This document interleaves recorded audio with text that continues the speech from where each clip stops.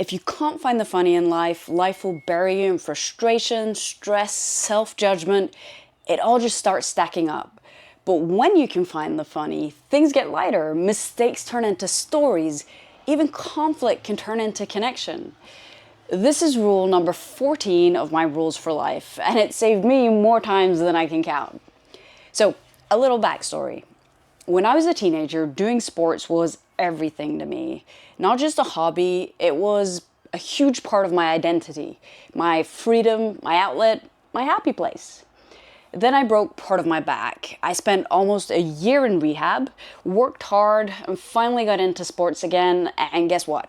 6 months later, I completely blew out my knee. I needed 2 surgeries to fix it, and I was out of sports again.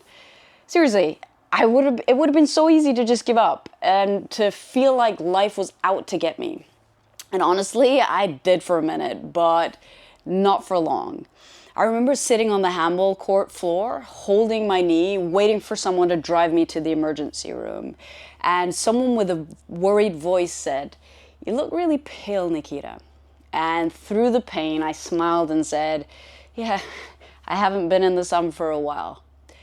That moment taught me something I didn't really understand back then. Humor is power. It can't change what happens, but it can change how you experience what happens. And when everything else feels out of control, that's a kind of freedom. Most people think humor is just for fun, something light, entertainment, but it's actually one of the best self-mastery tools out there. It helps you shift how you feel really fast. It snaps you out of those frustrations, stresses, or those "why is everything against me today" spirals that we've all been in. It's not about avoiding reality. It's about choosing how you meet it. Nietzsche once said, "Perhaps I know best why it is man alone who laughs. He alone suffers so deeply that he had to invent laughter." I've basically invented a lot of laughter in my life. Nietzsche and we would have gotten along. So my partner and we operate a little differently. She has ADHD. Her mind is like a browser with 47 tabs open. And she moves through life following what feels good in the moment, which means things don't always end up where they're supposed to be.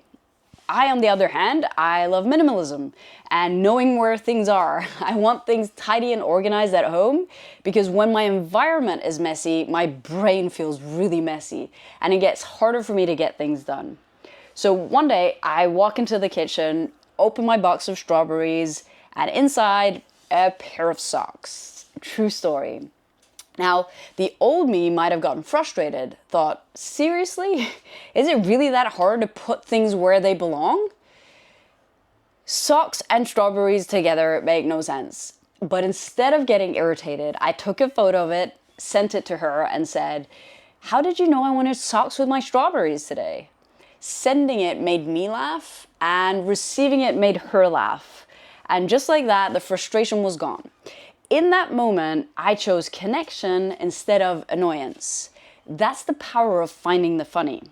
Now, I'm not able to do that every time, but I'm able to do it more and more, and it makes a huge difference in my life. And this doesn't just apply to little frustrations.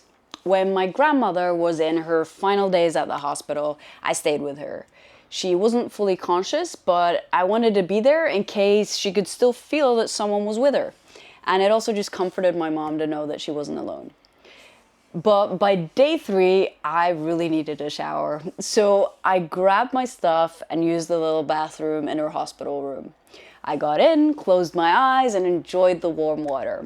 Anyone who's lived with me knows that I love warm showers. But by the time I opened my eyes again, the entire bathroom floor was flooded, like 5 centimeters of water. So I looked around the bathroom and saw that the water was pouring out under the door straight into my grandmother's room. I quickly turned off the shower, got out, and realized I was dripping wet and there were no towels in the bathroom. But I found some paper towels, I dried off as best that I could, threw my clothes on, and went to check the damage. Water was everywhere, all the way from the bathroom to her bed. And I tried to fix it quietly, But I ended up slipping and falling flat on my butt, getting all my clothes soaking wet. At that point, I just thought, well, that escalated fast. So I went out into the hallway, dripping wet, and found a nurse. She gave me some towels. I dried up everything and finally sat back down next to my grandmother. I gave her a hug and I couldn't help it. I laughed a little, imagining that she'd seen all the clumsy chaos I just caused. So I told her the whole story just in case she could still hear me in there, so she could have a laugh too. Not long after, she passed away. When my brother's wife arrived, we sat together, we cried a little, and then I told her about my ridiculous morning. And we ended up both crying and laughing at the same time. It was truly a beautiful moment, and it showed me that finding the funny isn't about denial. It's about how to stay human in life's hardest moments. Epictetus nailed it when he said, "He who laughs at himself never runs out of things to laugh at." That's the vibe I try to live by, because when you can laugh at life's weirdness, you stop fighting it. You just flow with it. Taoism teaches us to be present and go with the flow of life instead of constantly fighting what happens or worrying about what could happen. The Tao of Po puts it simply: things are easiest when we work with the natural flow of life, not against it. Like Po, who doesn't overthink or resist. He just accepts what's happening and moves with it. Humor does the same thing. It helps you flow through challenges instead of getting stuck in frustration and resistance. So here's my theory. The more seriously you take yourself, the more life will trigger you. The less seriously you take yourself, the freer and happier you'll be. When you can laugh at yourselves, at your mistakes, and even your failures, you stop seeing them as signs that you're not good enough. You see them as what they really are, just part of the ride. You stop beating yourself up and start enjoying the adventure. And let's be honest, life today throws more chaos at us than ever.